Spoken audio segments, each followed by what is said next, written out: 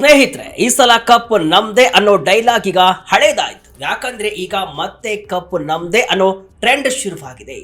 S ಗುರು, ಅಹಮದಾಬಾದ್ನ ನರೇಂದ್ರ ಮೋದಿ ಸ್ಟೇಡಿಯಂನಲ್ಲಿ ನಿನ್ನೆ ರಾತ್ರಿ ನಡೆದ ಹೈ ವೋಲ್ಟೇಜ್ ಫೈನಲ್ ಮ್ಯಾಚ್ನಲ್ಲಿ ನಮ್ಮ Royal Challengers Bengaluru Gujarat Titans ತಂಡವನ್ನ ಮಣಿಸಿ IPL 2026ರ ಚಾಂಪಿಯನ್ ಆಗಿ ಹೊರಹೊಮ್ಮಿದೆ. 2025ರಲ್ಲಿ ಪಂಜಾಬ್ ಕಿಂಗ್ಸ್ ವಿರುದ್ಧ ಗೆದ್ದು ಮೊದಲ ಬಾರಿ ಕಪ್ ಎತ್ತಿ ಹಿಡಿದಿದ್ದ RCB ಈಗ ಕೇವಲ 363 ದಿನಗಳ ಅಂತರದಲ್ಲಿ ಟ್ರೋಫಿಯನ್ನ ಡಿಫೆಂಡ್ ಮಾಡಿಕೊಂಡು ಐತಿಹಾಸಿಕ ಸಾಧನೆ ಮಾಡಿದೆ. ಮೊದಲ ಕಪ್ ಗೆಲ್ಲಲು ಸತತ 18 ವರ್ಷ ತೆಗೆದುಕೊಂಡಿತ್ತು. ಆದರೆ ಎರಡನೇ ಕಪ್ಗೆ ಕೇವಲ ಒಂದೇ ವರ್ಷದಲ್ಲಿ ಕಪ್ ಗೆದ್ದು ಇತಿಹಾಸವನ್ನ ಸೃಷ್ಟಿಸಿದೆ.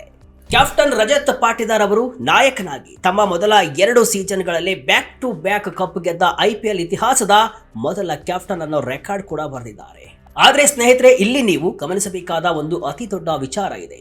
RCB ಕಪ್ ಗೆದ್ದಿದ್ದಕ್ಕೆ ಸಿಕ್ಕ ಪ್ರೈಸ್ ಮನಿ ಎಷ್ಟು ಗೊತ್ತಾ? 20 ಕೋಟಿ ರೂಪಾಯಿ. ಆದ್ರೆ ಒಂದು ನಿಮಿಷ ಯೋಚನೆ ಮಾಡಿ, ಕೇವಲ 20 ಕೋಟಿಗೋಸ್ಕರ ಫ್ರಾಂಚೈಸಿಗಳು ಪ್ರತಿ ವರ್ಷ ಕೋಟಿ ಸುರಿದು ಈ ರೇಂಜ್ಗೆ ಹೋರಾಡ್ತಾರ? ಖಂಡಿತ ಇಲ್ಲ. IPL ಅನ್ನೋದು ಒಂದು ಬೃಹತ್ ಮನಿ ಮಷಿನ್. ಈ ಕ್ರಿಕೆಟ್ ಲೀಗ್ನ ಹಿಂದೆ ನಡೆಯುವ ಬಿಸಿನೆಸ್ ಮಾಡೆಲ್ ಅರ್ಥ ಮಾಡಿಕೊಂಡ್ರೆ ನೀವು ನಿಜಕ್ಕೂ ದಂಗಾಗ್ತೀರಾ. ಹಾಗಾದ್ರೆ ಈ ಬಾರಿ RCB ಕಪ್ ಗೆಲ್ಲಲು ಕಾರಣವಾದ ಆ ಬೆಂಕಿ ಪರ್ಫಾರ್ಮೆನ್ಸ್ ಹೇಗಿತ್ತು? ಈ IPL ನಿಂದ ಫ್ರಾಂಚೈಸಿಗಳಿಗೆ BCCIಗೆ ಬರುವ ಆದಾಯ ಎಷ್ಟು? ಅಮೆರಿಕದ NFL, NBA ಲೀಗ್ಗಳಿಗೆ ನಮ್ಮ IPL ಹೇಗೆ ಟಕ್ಕರ್ ಕೊಡ್ತಿದೆ ಅನ್ನೋದನ್ನ ಇವತ್ತಿನ ಈ ವಿಡಿಯೋದಲ್ಲಿ ಡೀಟೇಲ್ ಆಗಿ ಬ್ರೇಕ್ ಡೌನ್ ಮಾಡೋಣ. ಬನ್ನಿ, ವಿಡಿಯೋ ತುಂಬಾನೇ ಇಂಟ್ರೆಸ್ಟಿಂಗ್ ಆಗಿದೆ, ಕೊನೆಯವರೆಗೂ ನೋಡಿ. ನಾನು ಶಿವಮೂರ್ತಿ ಸರ್ವಾ. RCB ಮತ್ತೊಮ್ಮೆ ಚಾಂಪಿಯನ್ ಆಗಿದ್ದು ಹೇಗೆ? ಕೊಹ್ಲಿ, ಭುವಿ, ಪಾಟಿದಾರ್, ರಸಿಕ್ ಅಬ್ಬರ. ಈ IPL 2026ರ ಸೀಸನ್ ಅನ್ನ RCB ಶುರು ಮಾಡಿದ್ದೆ ಒಂದು ಚಾಂಪಿಯನ್ಸ್ ರೇಂಜ್ ನಲ್ಲಿ. ಹಿಂದಿನ ಸೀಸನ್ಗಳ ತರಹ ಅಲ್ಲ, ಈ ಬಾರಿ ಟೂರ್ನಿಯ ಮೊದಲಿನಿಂದಲೇ RCB ಕಂಪ್ಲೀಟ್ ಡಾಮಿನೇಟ್ ಮಾಡ್ಕೊಂಡು ಬಂತು. ಫೈನಲ್ ಪಂದ್ಯದಲ್ಲಿ ಗುಜರಾತ್ ಟೈಟನ್ಸ್ ವಿರುದ್ಧ 5 ವಿಕೆಟ್ಗಳ ಅಧಿಕಾರಯುತ ಗೆಲುವನ್ನ ದಾಖಲಿಸಿತು. ಫೈನಲ್ ಪಂದ್ಯದಲ್ಲಿ ಕಿಂಗ್ ಕೊಹ್ಲಿ ಭರ್ಜರಿ ಅರ್ಧ ಶತಕ ಬಾರಿಸಿ RCBಯನ್ನ ಗೆಲುವಿನ ದಡ ಸೇರಿಸಿದರು. ಇದಕ್ಕೂ ಮೊದಲು ಬೌಲಿಂಗ್ ನಲ್ಲಿ ರಸಿಕ್ ಸಲಾಮ್ದಾರ್ 3 ವಿಕೆಟ್ ಪಡೆದರೆ ಭುವನೇಶ್ವರ್ ಕುಮಾರ್, ಹೆಜಲ್ವುಡ್ ತಲಾ 2 ವಿಕೆಟ್ ಅನ್ನ ಪಡೆದರು. ಇನ್ನು ಲೀಗ್ ಹಂತದಲ್ಲಿ 14 ಪಂದ್ಯಗಳ ಪೈಕಿ 9 ಪಂದ್ಯ ಗೆದ್ದು ಪಾಯಿಂಟ್ಸ್ ಟೇಬಲ್ ನಲ್ಲಿ 18 ಪಾಯಿಂಟ್ ಗಳಿಸಿ ಟೇಬಲ್ ಟಾಪರ್ ಆಗಿ ಪ್ಲೇ ಆಫ್ ಪ್ರವೇಶವನ್ನ ಮಾಡಿತು. ಕ್ವಾಲಿಫೈಯರ್ 1 ಪಂದ್ಯದಲ್ಲಿ ಧರ್ಮಶಾಲದಲ್ಲಿ ರನ್ನರ್ ಅಪ್ ಆಗಿರುವಂತಹ ಗುಜರಾತ್ ಟೈಟನ್ಸ್ ವಿರುದ್ಧ RCB ಬರೋಬ್ಬರಿ 92 ರನ್ಗಳ ಬೃಹತ್ ಜಯವನ್ನ ಸಾಧಿಸಿತು.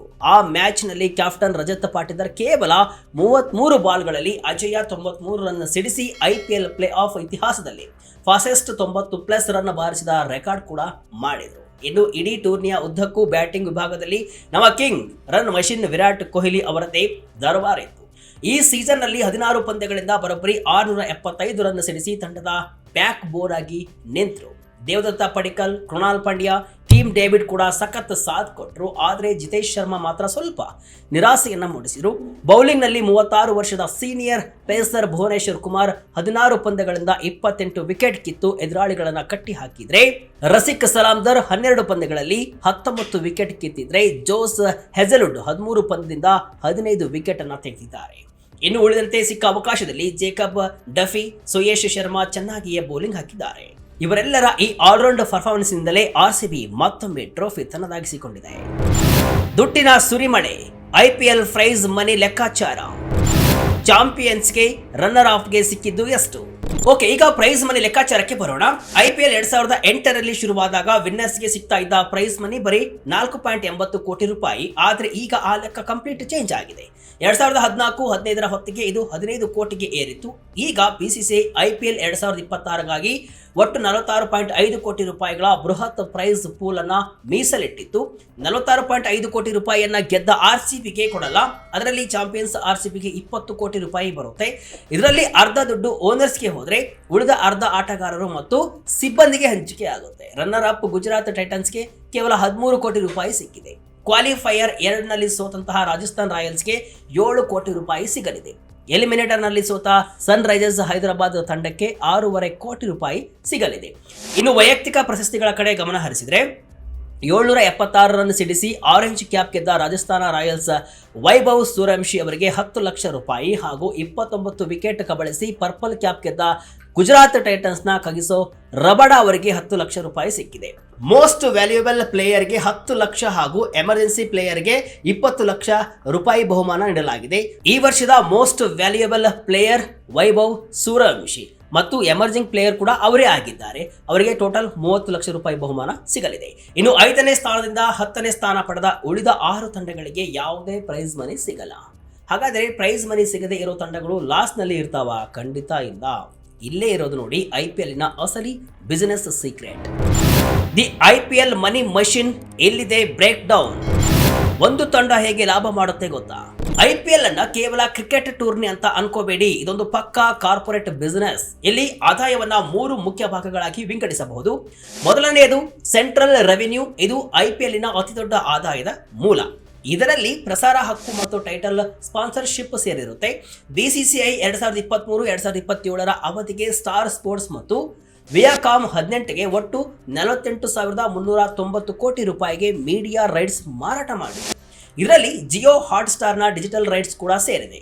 ಅಂದ್ರೆ 2025 ಲೆಕ್ಕದ ಪ್ರಕಾರ ಪ್ರತಿ ಮ್ಯಾಚಿನ ಪ್ರಸಾರ ಹಕ್ಕಿನ ಬೆಲೆ ಬರೋಬ್ಬರಿ 130.7 ಕೋಟಿ ರೂಪಾಯಿ. ಇದಲ್ಲದೆ ಟಾಟಾ ಗ್ರೂಪ್ 2024-2028 ಟೈಟಲ್ ಸ್ಪಾನ್ಸರ್ಶಿಪ್ಗಾಗಿ 2,500 ಕೋಟಿ ರೂಪಾಯಿ ಅಂದ್ರೆ ವರ್ಷಕ್ಕೆ 500 ಕೋಟಿ ರೂಪಾಯಿ ನೀಡ್ತಾ ಇದೆ. BCCI ಈ ಸೆಂಟ್ರಲ್ ಪೂಲ್ನಿಂದ ಬಂದಂತಹ ದುಡ್ಡಿನಲ್ಲಿ 20% ತನ್ನ ಬಳಿ ಇಟ್ಟುಕೊಂಡು ಉಳಿದನ್ನ ಫ್ರಾಂಚೈಸಿಗಳಿಗೆ ಹಂಚುತ್ತೆ. 2023-27 ಒಪ್ಪಂದದ ಪ್ರಕಾರ ಪ್ರತಿ ತಂಡಕ್ಕೆ ಸೆಂಟ್ರಲ್ ಪೂಲ್ನಿಂದಲೇ ಫಿಕ್ಸ್ಡ್ ಆಗಿ 425 ಕೋಟಿ ರೂಪಾಯಿ ಸಿಗುತ್ತೆ. 2025ರಲ್ಲಿ ಸುಮಾರು 10,000 ಕೋಟಿ ರೂಪಾಯಿಗಳನ್ನ 10 ತಂಡಗಳಿಗೆ ಹಂಚಲಾಗಿತ್ತು.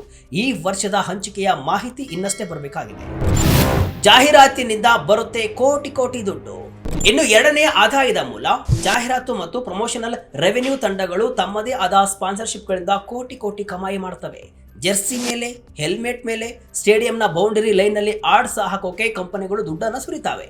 ಉದಾಹರಣೆಗೆ 2025ರಲ್ಲಿ ಮುಂಬೈ ಇಂಡಿಯನ್ಸ್ ಕೇವಲ ಸ್ಪಾನ್ಸರ್ಶಿಪ್ನಿಂದಲೇ ಸುಮಾರು 210 ಕೋಟಿ ರೂಪಾಯಿ ಗಳಿಸಿತ್ತು.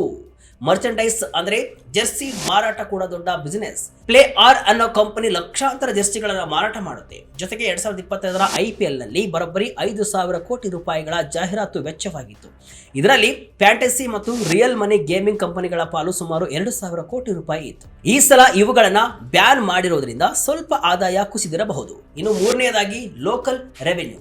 ಇದು ಟಿಕೆಟ್ ಮಾರಾಟ ಮತ್ತು ಮ್ಯಾಚ್ ಡೇ ಕಲೆಕ್ಷನ್ ಇಂದ ಬರುವಂತಹ ಆದಾಯ. ತಂಡಗಳ ಖರ್ಚು ಎಷ್ಟು, ಲಾಭ ಎಷ್ಟು, BCCIನ ಬರೋಬ್ಬರಿ ಆದಾಯ ಎಷ್ಟಿದೆ?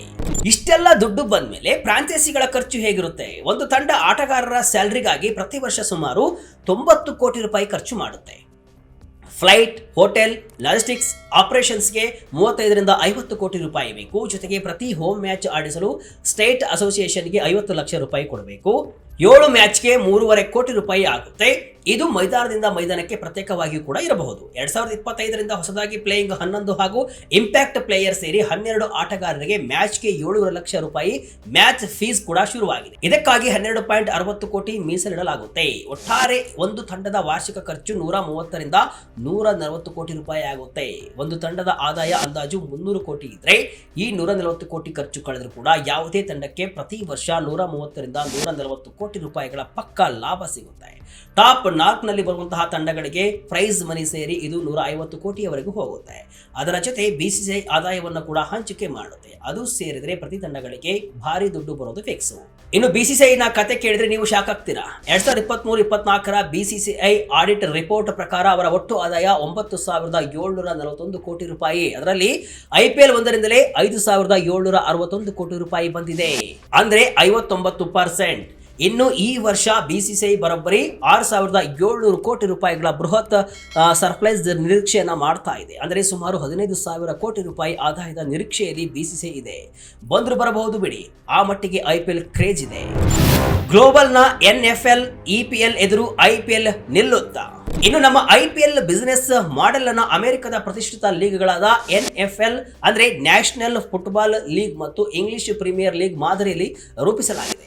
NFL ನ 32 ತಂಡಗಳು 2024ರಲ್ಲಿ ಬರೋಬ್ಬರಿ $22.2 ಬಿಲಿಯನ್ ಆದಾಯವನ್ನು ಗಳಿಸಿದರೆ NBA $11.6 ಬಿಲಿಯನ್ ಮತ್ತು EPL $8 ಬಿಲಿಯನ್ ಆದಾಯವನ್ನು ಗಳಿಸ್ತಾ ಇವೆ.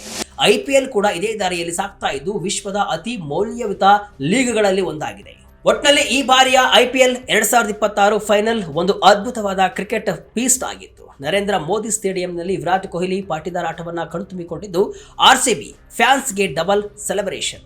IPL ಕೇವಲ ಬೌಂಡರಿ ಸಿಕ್ಸರ್ಗಳ ಆಟ ಮಾತ್ರವಲ್ಲ, ಕೋಟಿ ಕೋಟಿ ವಹಿವಾಟು ನಡೆಸುವ ಒಂದು ಪಕ್ಕಾ ಬಿಸಿನೆಸ್ ಎಂಪೈರ್ ಅನ್ನೋದು ನಿಮಗೆ ಈಗ ಅರ್ಥ ಆಗಿರಬಹುದು. ಸ್ನೇಹಿತರೆ, ರಾಯಲ್ ಚಾಲೆಂಜರ್ಸ್ ಬೆಂಗಳೂರು ತಂಡದ ಈ ಐತಿಹಾಸಿಕ ಬ್ಯಾಕ್ ಟು ಬ್ಯಾಕ್ ಗೆಲುವಿನ ಬಗ್ಗೆ ನಿಮ್ಮ ಅನಿಸಿಕೆ ಏನು? ನಿಮ್ಮ ಅಭಿಪ್ರಾಯವನ್ನ ಕಮೆಂಟ್ ಮೂಲಕ ತಿಳಿಸಿ. ಇದಿಷ್ಟು ಇವತ್ತಿನ ವಿಷಯ.